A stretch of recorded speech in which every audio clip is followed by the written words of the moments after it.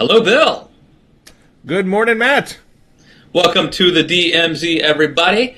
Bill, I have to say, we have got our DMC street team. They are out in full force. I see them on Twitter. If somebody says, "What political podcast should I be listening to?" Our brigades are contacting them and saying you have to listen to @DMZ Show. It's the best political podcast out there. So keep up the good work, guys. We appreciate it, and the check is in the mail. And as always, this show is available for television syndication rights. Just putting it out there. It's on the table for anyone. There's a line of people interested. So if you want to get on the action, I think now is the time. And it is the season. I've been doing some public speaking around the country, and I like doing it. I enjoy doing it. It's nice. I'd love to come to your town. Bring me if somebody wants to. I know, Bill, you're doing a speech or coming up soon. I have a speech tomorrow for the World Affairs Council of Western Massachusetts, and also tomorrow. That's a paid thing, so you would have had to RSVP for that. But I am doing a free event at Springfield Technical Community College tomorrow morning at 11 a.m. I will be debating a Boston Herald columnist about the election. I can't pronounce her last name, but she's a Republican campaign operative / Boston Herald columnist. So if you're in the Springfield, Massachusetts area, you can check me out tomorrow morning. But Matt, if you want to do some speaking up here in Western Mass, you should let me know. I can hook you up. Well, I was going to say I'm coming to Milwaukee next week. Or is it 2 weeks? 2 weeks from now, the week after the Vegas debate. It's like one of those threatening rock and roll songs. I'm coming to your town, but I think that look, I love doing it. I'm glad to do it, and I'm glad you're doing these speaking gigs. But I feel like people are missing out. We should be doing this together. You and I, couple of our stools. That would be the DMZ live. And we could tape it, we could repurpose it, we could tape it and broadcast it here as well. We could dash cam road trip. Facebook Live, you name it, things could get wild. So maybe someone out there wants to bring us together at last. Available for weddings and bar mitzvahs. That's right. High school reunions. How's your steak? I'm here all week. But anyway, putting the fun stuff aside, I guess we need to talk about the train wreck that is this presidential election. Do you get monthly book sales updates? Is Tune to Fail taking off again now that the party is literally disintegrating before our eyes? Well, like everything, I don't look at metrics. I don't know how many people listen to my podcast. I don't know. The only thing I know is Twitter followers, but I don't know anything else. That's right in your face. Yeah, because I can't avoid it. But I don't look to see who listens to my podcast, and I don't know anything about book sales. I do know my paperback came out in September, and I do know that I've been pushing it again because, frankly, I think it's honestly more relevant than it was a couple months ago. I mean, it's just people were starting to say how did this happen? And where does the Republican Party go from here? And that last part of the equation is something that's in my book that hasn't been talked about much. And so I've been pushing it on Twitter again, just because I think that that it's a good part of that discussion.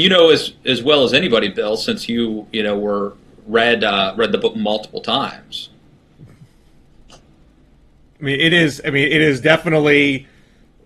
It encapsulates everything that has happened in this election, and it was forewarned back in January.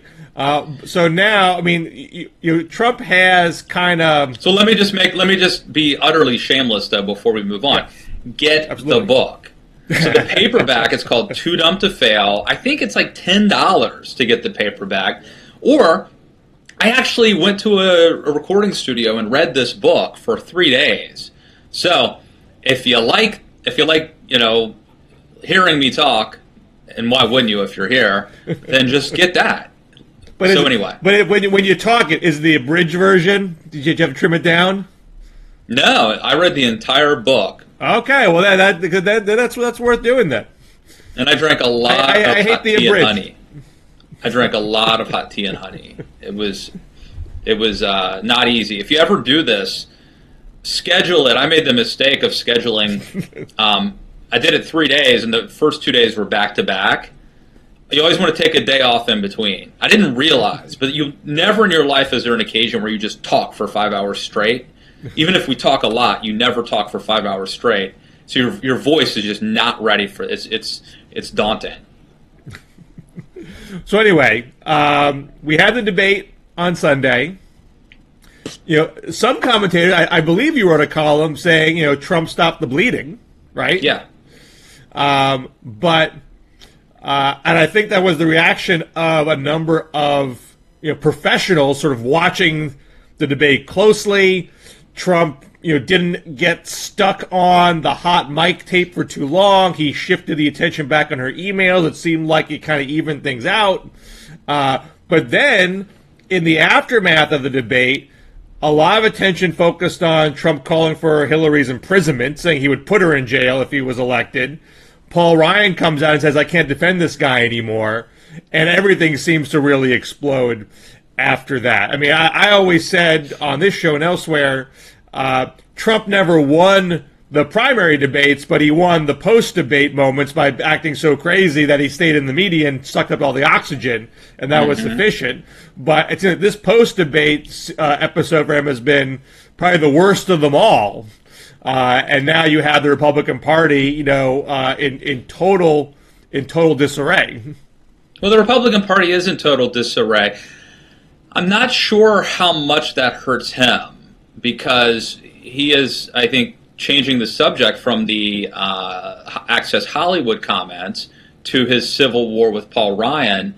And as much as I think that's very damaging for the Republican Party, for Republican down-ballot candidates running for Senate and the House, and for the conservative movement, in Trump's own selfish self-interest, it may not be that bad to pick a fight with an establishment Republican and to change the subject and to make that the story. But so at Trump's bet, Trump has been losing this race the whole time. He has never led. There have been a couple moments where he almost tied her. Right. So there's a couple of spikes where he gets into the mid-40s and Hillary sags, and you have a statistical type that never lasts very long. But at his best, that is essentially consolidating the Republican base and keeping the swing from committing to Hillary. But he's never really made inroads with the swing. Now he is not performing at his best. He's down closer to 40 in the averages. Even his favorite poll, the Los Angeles Times tracking poll, which has this veneer of objectivity because it's from a legitimate organization, but it's always been a massive outlier, that today is now back to a tie. So he's got literally no poll where he leads anymore. Everything else is Hillary by generally 5 or 6. There are now a few up there where it's double digits.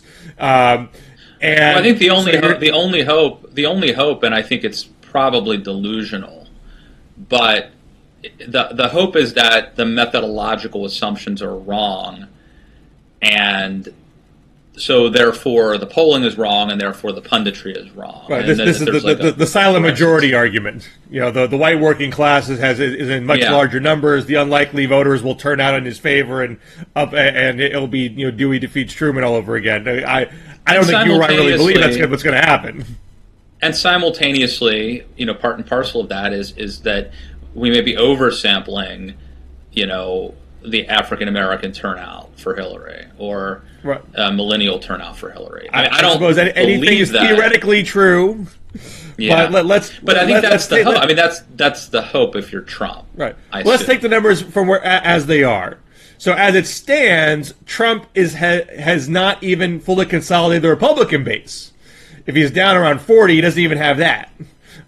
So it would appear getting into a fight with Paul Ryan Now, I mean, if you think Indoor File Paul Ryan helps him, it would not be by consolidating the Republican base. Ryan represents some Republican constituency, but that he would poach some independent swing voters who are on the fence by jousting with an establishment figure.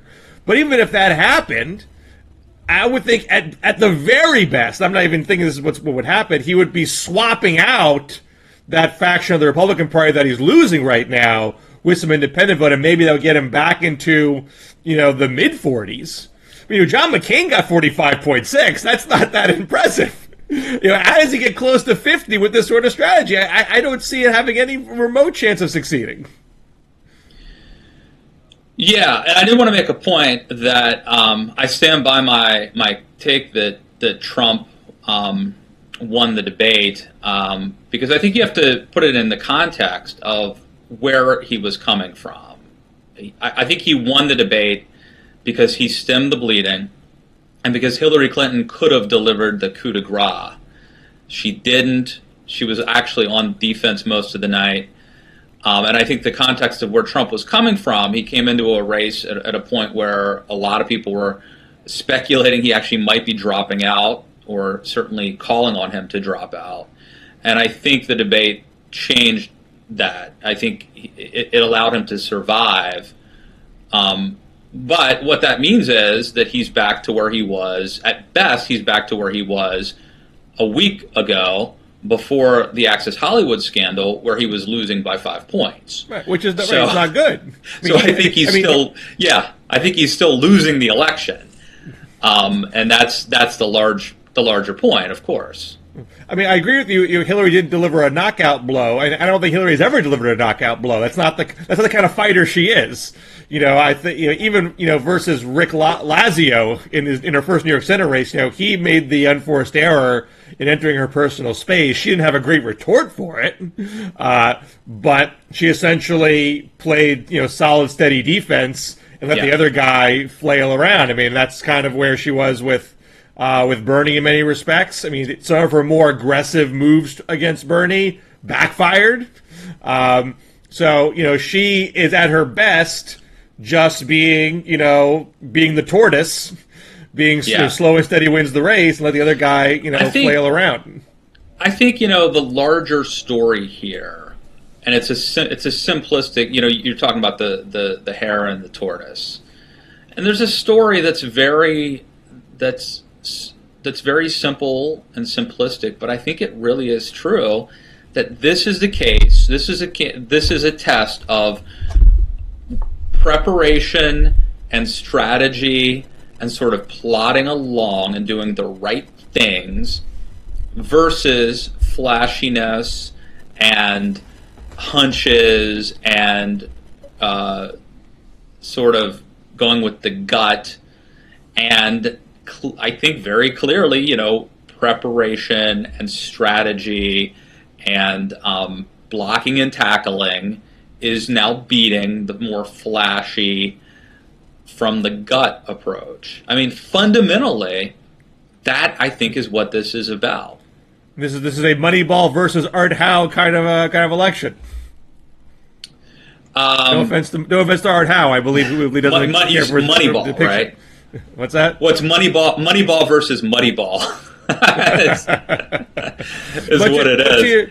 To your other point about this diffusing Trump's to drop out, I mean, I do think that Trump being feisty and Trump laying into Hillary and all the scandals. I think there was a Rush Limbaugh rant months ago where he was envisioning Trump campaign this way and how joyful it would be for the Republican base to have someone really bring the wood in a way that McCain and Romney were hesitant to do because they were timid establishment Republicans. You clearly have Paul Ryan getting booed and being called a traitor in Wisconsin for this. And I think there was there's a lot of delusional thinking on the right. And I think some of it was, if you watch like an 80s montage movie, right? So like the movie Tootsie, there's this scene where, Dustin Hoffman basically becomes Tootsie, and then like overnight, you just go to like this like 3-minute scene of like Tootsie walking down the street, and it's like da da da da da da da da da da da, and like construction workers are like giving her thumbs up. Guys with like she's like passing people in like cabs or taking pictures, and like and I think there's like was there some like movie with like I don't know Sylvester Stallone and Dolly Parton that had that, and then there's like the famous 70s and 80s Rocky movies that have like the Rocky's like he's sucking, he can't run on the beach, and all of a sudden Adrian has a talk, and then all of a sudden he gets serious, and then he's training to like the Eye of the Tiger or whatever that song is, Gonna Fly Now. And I think there was a sense that like that if only somebody would just stand up to Barack Obama or Hillary Clinton and call them out, that they would collapse, that they would like fall apart, and it would be almost like the end of like a Columbo movie or TV show or a Matlock show, where like finally the guy's like, "You got me! I admit it! I killed my wife, and I would have gotten away with it too if it wasn't for these kids." Like that basically by like standing up to Hillary and Obama, and just if somebody just called them a socialist, they would fall apart, and but all that needs to happen is for someone to have the guts to do that, right? And all this, to use Kellyanne Conway's word, pussyfooting around, doesn't get it done. And I just think that's delusional. I mean, I think it's partly a product of people who haven't worked in campaigns or haven't worked in this business. Like, the one thing you learn is that, like, it's really hard to get anything to happen. Like, for example, like let's say that you're, a young, up-and-coming, aspiring TV pundit, commentator. You might have a vision that's like, if I could get on Hannity or on whatever, TV show, that like people will see me, and then all of a sudden things will start happening for me, and I'll be a millionaire, and then you go on and nothing happens. Like, your mom doesn't even email. Like things take a lot of work and a lot of effort, and it's always harder than you think it's going to be. And, you have to like swing an axe many, many times to chop down a tree. And like, that's reality. But I think that there's this delusion that like somehow Obama and Hillary and the whole facade of liberalism, if somebody just was willing to fight them, would come crumbling down. And I think what we're learning is that is bullshit. Well, so at least I hope that would be the good lesson. Those voters are learning that. I don't think the Trump base is learning that lesson at all. They're learning that would be a good lesson to learn if they do learn. We are in the right, and if we lose, it's because the election is rigged. And we're just going to rage at the world and how multiculturalism is destroying the America that we know and love. And so you have these Republican candidates who are completely caught. John McCain won't vote for Trump. Times finds a bunch of Trump voters in Arizona, so they're going to vote for the Democrat just to spite McCain. Same with New Hampshire and Kelly Ayotte. You have, I go back to this point all the time, so forgive me for being a broken record, but Democrats in '92, liberals in '92. They were able to pivot. They were able to say, okay, if you got to attack Ryan, death penalty and welfare, fine. If that's what you got to do, it's what you got to do. This Trump base doesn't seem to want to get that message. They don't want to learn what it takes to win. They want to rage against the system, and I don't think it matters to them whether they win or lose, as long as they are safe in their own belief that they are in the right. Well, I'm writing a roll call column about this. I'm going to pick your brain a little bit after we get done this. I'm writing my roll call column right now is about this sort of mutually assured destruction. Where Donald Trump, unlike Bob Dole, who sort of for the good of the party in '96 allowed this triage to happen to save down ballot tickets, Trump has basically said, if you guys, if you try to take me down, or if you even try to distance yourself from me, I'm taking you down with me. So it's an interesting situation that Republicans find themselves in. It's quite a conundrum. I mean, I mean, I feel like there's a legitimate question to ask. Can the Republican Party literally survive after this? Can it maintain as a unified body, or does it have to actually break in two? There was a great piece by, I'm going to mispronounce her last name, I say Julia Azari, I believe her last name is, in Politico a couple months ago, a few weeks ago, about how it's extremely hard for parties to actually disintegrate because there's so many institutional elements that keep it around. So it's more likely they change and adapt than actually collapse. The Republican Party has been around. I mean, both these parties have been around since the mid-19th century, both in vastly different configurations than they were in, because the structures remain, but voters may change loyalties, or leaders may adjust to changing winds. So it may be that it doesn't literally collapse, but you have this very rock-hard Trump base that is particularly hung up on immigration, and you have a Paul Ryan faction that wants to move beyond immigration and do immigration reform and focus on. I mean, they're still conservative in many ways, but they want to concede or capitulate, depending how you want to characterize it, on certain issues to moderate. And it just doesn't seem possible to me that there can be a pragmatic epiphany amongst the Trump base to allow the healing to occur. So do people have to leave and go third party, or does one faction sit and stew and let the other one have the whip hand? The Ryan side, even today, still seems unwilling to flat out say, I'm not going to vote for you. You're not a Republican. It's still, you should step aside. I'm not going to defend you. But as Senator Deb Fischer in Nebraska, I think, proved today, saying you're going to step aside is not abandonment, because if you don't step aside, they're going to say, as Deb Fischer said, well, I'm still going to vote for you anyway. I just would rather if you stepped aside for Pence. They don't really want to go all the way and say, look, if you're like Donald Trump, you are just not a conservative Republican. You're not part of my party. There's this hesitancy to really have it out. Well, it is quite the conundrum, and it seems they're sort of damned if they do, damned if they don't. What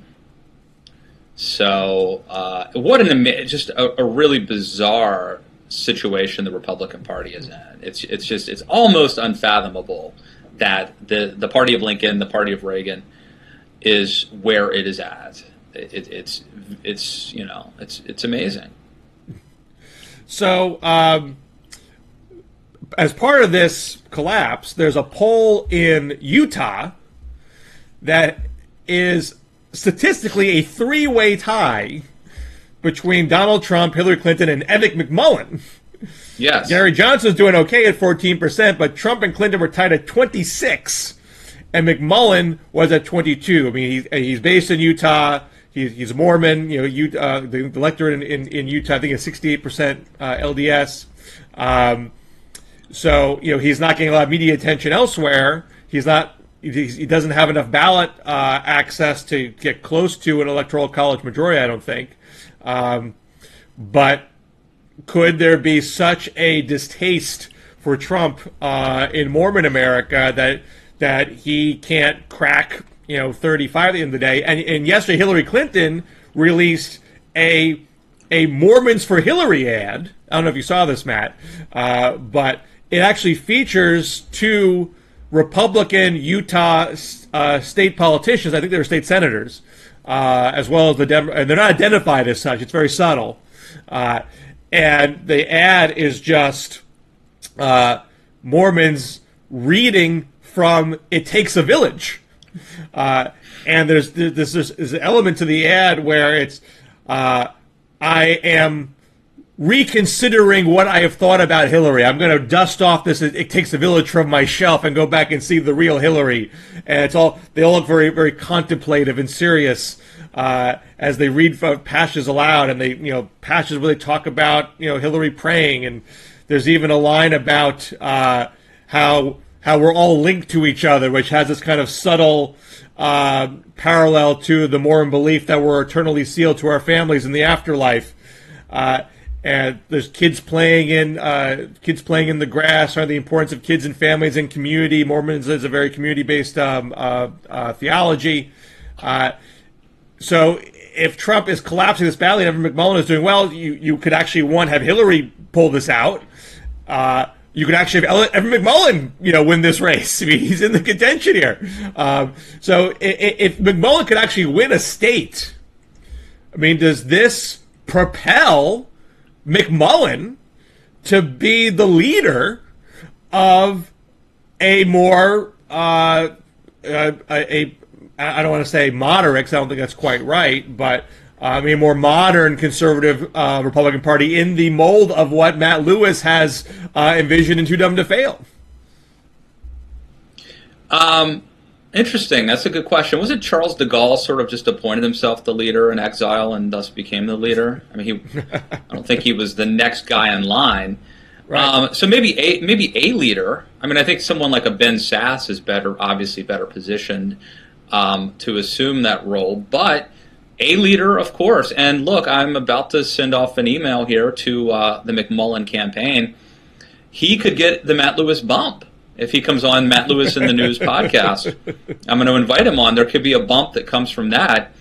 So maybe he moves into Arizona as well, But or Nevada. Talk about Ben Sasse, and people talk about Paul Ryan, and people talk about John Kasich and Marco Rubio before. But if you're the one guy that really stepped up, I mean, Sasse didn't run third party.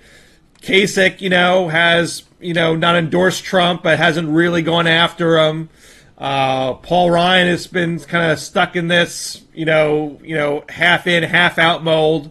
If McMullin's the one guy that actually stepped up and everyone called him a joke, everyone said it was ridiculous, and actually gets a few electoral votes, doesn't that give him a fresh platform to say, look, I'm the guy who's actually leading and stepping up here. I can point the way forward. It's an argument. We'll see if it works. I don't know. But, I think the buried lead here, though, is that Hillary Clinton could come in third place in Utah, which is a different spin than the direction you were going. But, look, I think, there are two states that really impress me in a year of disappointments. One is Wisconsin, where I was last week and where I will be in a couple weeks, and the other is Utah. Those are, I think, the two states that we can be the most proud of, and where conservatives, I think, did the right thing and did not succumb to the siren song of Trumpism. So we'll see what happens. I just saw that there was one of the big papers out there endorsed Hillary. I haven't been able to confirm that. Salt Lake Tribune endorsed Hillary. Right? Yeah. So I think Salt Lake is more liberal than Deseret News. I don't know off the top of my head if Salt Lake has endorsed a Democrat before, but they may have. But just looking up 1992 presidential election in Utah, Bush 43.4, Perot 27.3, Clinton 24.7. So Clinton has come in third in Utah before.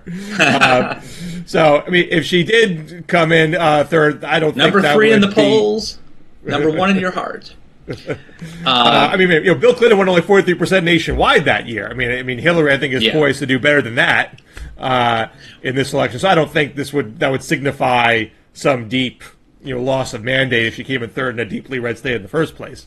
I feel like Hillary is running this is like an obvious point, but just a much more sophisticated campaign, and so many levels. It's chess versus checkers, and I just, Jonathan V. Last over at Weekly Standard sort of made this point. He didn't really hit it home, so I wrote in the Daily Caller. I think I kind of took his premise and sort of hit it home a little more. But basically, Trump is better at tactics, but Hillary is better at strategy. And so the problem with Trump is he executes certain gambits, but they're not aimed at any larger outcome. Whereas Hillary, sort of, flounders and just plods along, but she's always plodding along in the right direction. So I think you're giving Trump too much credit here, and I think this has been a problem for Republicans in general. There's always this notion that sort of Trump had this mystical hold on the American electorate, and the rules didn't apply for him, and all that kind of stuff. And I don't want to repeat myself because I've said this kind of thing before, but because there was this strain of thought that Trump had something, I think that delayed Republican distancing from him because, maybe he'll be competitive here. Maybe it won't be a total collapse. I don't want to run away from him just yet. And now you have a situation where these decisions are being made very late in the game. Kelly Ayotte is kind of the most dramatic example here, where she's put on the spot in a debate whether to call Trump a role model or not, and she kind of hems and haws and meanders a bit before kind of trying to throw out as an aside, absolutely, but it was sort of buried in a lot of word salad, but that wasn't good enough to hide it away. It gets plucked out by the Maggie Hassan campaign and becomes their signature ad. Then the hot mic tape comes out. Then it says, I'm not going to vote for him. But she's already burned herself by a comment from just a few days ago. And Marco Rubio has been twisted around now. Rubio's been ahead in Florida this whole time, but in some polls starting to get tighter, and he won't back away from Trump even now. So if there was less respect given to Trump in the beginning, if people had the foresight to say, you know what, there's no way this thing doesn't go down in flames, and you severed yourself in the first place, I grant that this Trump base is so fervent that maybe you were damned if you do and damned if you don't, but I think you'd have more credibility distancing yourself and saying, "Look, I'm running as a check on Hillary. I'm not a Trump. I'm not a Trump Republican. I'm my own person." That would have more credibility if you made that call. Well, that's how I've been running my campaign. That's what I've been doing from day one. I've distanced myself from Trump from day one. I've always said I would not vote for him. My campaign is doing swimmingly. I'm glad that I did that initially. And every time one of these, and by the way, there's a lot of speculation that there's more to come. That Hillary and her team were somehow behind this Access Hollywood video, which, hey, it'd have been nice if that had come out in March in time for Rubio to become the nominee. But somehow it comes out a month before the election. I just happened to find it. Amazing. But guess what? If this is the October surprise, you would never release it when you did, right? You would wait. So that suggests there may be more shoes to drop. That might be heavier. Have you followed the backstory of the Access Hollywood tape? A little bit, yeah. I know. I know that there is a backstory, but again, I'm skeptical. Well, I mean, a lot of this is gossipy, and I think people have agendas, so it's hard to know exactly what's true. But if you piece together what has been reported, it appears that Billy Bush himself was bragging about this tape to colleagues during the Olympics, which prompted Access Hollywood staff to do their own digging to find it. And once it was found, Access Hollywood is owned by NBC, so both Access Hollywood and NBC News want to break it, but they slow walk it, apparently in part to protect Billy Bush from being maligned by it. Somebody inside the operation says, this is ridiculous. I'm not here. We're sitting this well to save Billy Bush. That's crazy. I'm going to feed this to the Washington Post. So the Washington Post breaks it with the full tape. Then Access Hollywood does its own story minutes later with the Billy Bush stuff excised out. And now, of course, so not only does Billy Bush look bad and all this, and he's now he's gone now. NBC's failed to save Billy Bush. NBC also looks bad. Yeah. They didn't do their own rigorous journalism about it, and trying to save their own. And isn't it totally ironic that the one guy to go down in this scandal is a relative of Jeb Bush? I mean, it's amazing. It's really amazing. But so now there's also suggestion, right, that there may be stuff from The Apprentice. Which Mark Burnett and then there was a rumor that Mark Burnett was going to try to suppress that, and now he is. Well, I think there's question now. That's come into question as to whether or not he really is. He says he doesn't own it. He can't suppress it if he wants to. I don't know who's right or wrong about that. But to bring this back to your original point, why didn't this come out in March? I think it is. I think in this one instance, this might have been Oppo. That would have been hard to get your hands on in March because someone on the inside had to dig it out for you. You couldn't get it yourself. Maybe it is a complete coincidence, but I will say, and I said this on Reliable Sources Sunday in St. Louis, I do think the media built Donald Trump up, and I do believe the media is now helping tear Donald Trump down. Of course, they didn't put those words in his mouth. He said it, so it's fair game. But it would have been great if this information had come out in time for the Republican Party to nominate somebody who could actually have a chance to win in November. But that's a very typical media trajectory. You build up the new guy because it's fun and people get ratings and clicks, and then once the guy peaks and you find out the dirt about him, you take the guy down. That's a very standard operation for the media narrative.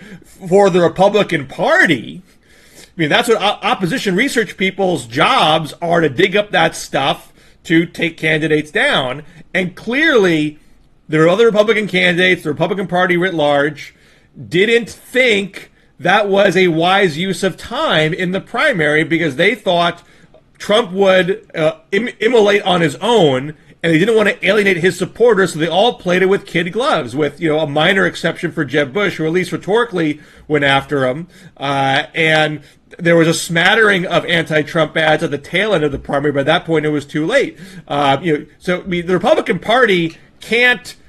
The media is not an arm of the Republican Party. They have their own interests and agendas, and it's not left or right. No, I agree. I mean, obviously, having written a book called Too Dumb to Fail about the Republican Party, I mean, I don't absolve them of their sins, but I think it's a complex story. Somebody like Trump doesn't happen unless it's almost a perfect storm, and I think part of that story is the media. And I also agree with you. Look, I think there is liberal media bias, but you don't need liberal media bias to tell this story. It could just be the own self-interest of the media organically to build somebody up and then tear them down later. But the motives don't matter as much. It is a fact, I think, in my opinion at least, it is a fact that is what's happening. And whether intentional or not, it really screws the Republican Party. Right. And if the Republican Party did their own full court press in the summer of 2015, some of this stuff would have come out earlier. I don't know if they would have gotten this particular hot mic, but I'm sure there are things they would have gotten. And they could have taken this guy out before the first vote was cast. And that's the other thing too, is I don't think the Republican Party could have unless the media cooperated. Because Trump, you feed the media, a hot mic tape, they're going to air it. I mean, they're not going to say, "Well, that's nice, but I'm in the process of building up right now, so I'm going to save that for later." That's not what they do. But would the media spin have been Donald Trump is horrible? He needs to get out of the race. He's a dead man walking. Or would the media spin have been Donald Trump's going to survive this? Donald, the party's out of touch with the base, and people don't care about this stuff anymore. You know what I'm saying? Like, I think that the media narrative, that there were people like Rubio and Jeb and Kasich trying to say Donald Trump has said and done horrible things, and he'll lose the general election. But if the base doesn't care, and then the media takes those polls and says, well, I guess he's going to survive this. Well, I mean, if you did that and his poll numbers stayed high, I think the media is very poll sensitive. Polls definitely shape media narratives all the time. If the Republican Party is so out to lunch that evidence of sexual harassment and assault wasn't going to sway them, then that maybe would have happened. But you certainly can't say the Republican Party did all it could to take this guy down early on before it got out of hand. I feel like there was sort of two arguments that one could have employed. Like, one argument could have been we can't nominate Donald Trump because he's a horrible, evil person.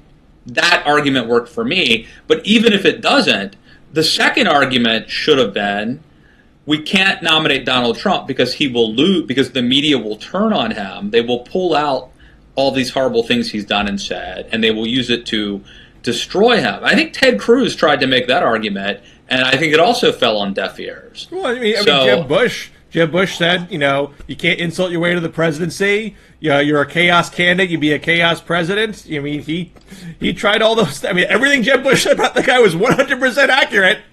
But no one wanted to hear it at that point. I mean, and he didn't have the buttressing of all this. I mean, some of the stuff there were things that came out, but the most incendiary stuff hadn't come out yet, and so people were uninclined to believe it.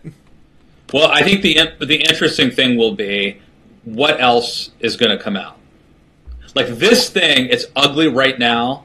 This thing could be catastrophic. I mean, you could get to a point where the Republican Party is utterly demoralized and almost vanquished, and where Republicans lose the Senate. I don't think they lose the House in any scenario, but it could get dicey there as well. If they're like, what if something of equal or greater magnitude comes out on Halloween or October 28th or something? I mean, wow, it could be, a political tsunami. Sure. Well, but, Goldwater lost in a landslide, and, Alf Landon lost in a landslide, but there was still, a core sense of what it meant to be a Republican and what it meant to be a conservative that allowed folks to, regroup. So I think that in and of itself doesn't necessarily Walter Mondale got shellacked in 84, and, 2 elections later, Bill Clinton won. So, things could certainly turn.